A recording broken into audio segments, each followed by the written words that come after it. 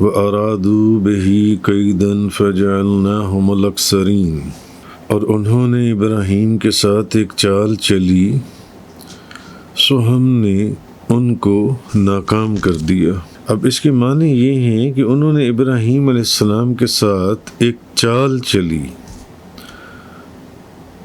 سو ہم نے ان کو ناکام کر دیا، یعنی انہوں نے ابراہیم علیہ السلام کے ساتھ بحث کی اور ان کے ساتھ ایک مناظرہ کیا، جبکہ وہ اس بحث میں اور مناظرے میں لاجواب ہو گئے، ان کے پاس کوئی جواب نہیں تھا۔ اور دوسری بات یہ کہ انہوں نے ابراہیم علیہ السلام کو آگ میں جلانا چاہا، جس کا تفصیل سے بیان پچھلی آیات کے اندر گزرا ہے کہ اس آگ کی کیفیت کیا تھی اور اس کا حجم کیا تھا اور اس کی جس طریقے سے وہ سارا معاملہ کیا گیا۔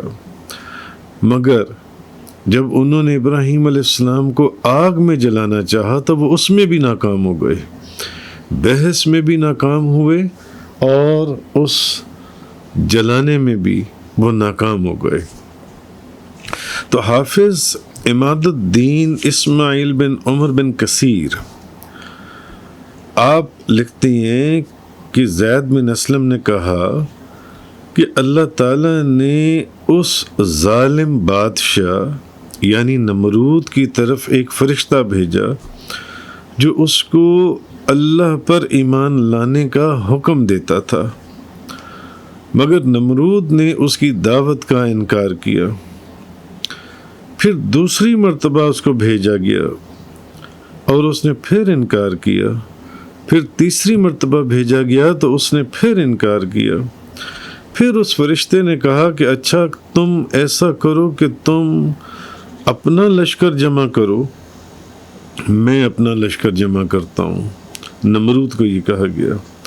اب نمرود نے اپنے سپاہیوں کا لشکر جمع کر لیا۔ پھر اللہ تعالیٰ نے اب جب لشکر جمع ہو گیا تو اب اللہ نے ان کی طرف مچھر بھیجے جن کو روشنی دھوپ کی روشنی میں دیکھا نہیں جا سکتا تھا، ان لوگوں نے نہیں دیکھا، اور اللہ تعالیٰ نے ان کے اوپر مچھروں کا عذاب مسلط کر دیا۔ اور تفسیروں میں یہ ہے کہ مچھروں نے ان کا خون پی لیا، وہ اس تعداد یا اتنی کثیر تعداد میں وہ مچھروں کا عذاب تھا کہ انہوں نے ان کا خون پی لیا اس لشکر کا، اور ان کا گوشت تک کھا گئے ان لوگوں کا۔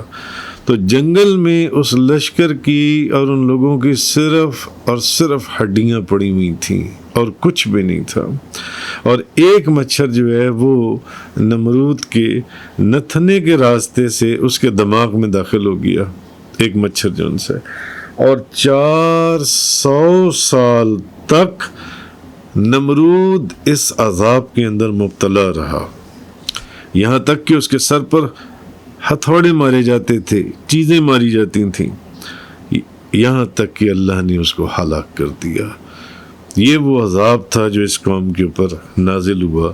حضرت ابراہیم علیہ السلام نے جو ان کو دعوت دی اس کے انکار پر، اور جو کچھ انہوں نے کیا، جو بحث مباحثے اور مناظرہ اور وہ جو جلانے کی جو سازش تھی ان کی، اس کو سب کو ناکام بنا دیا گیا۔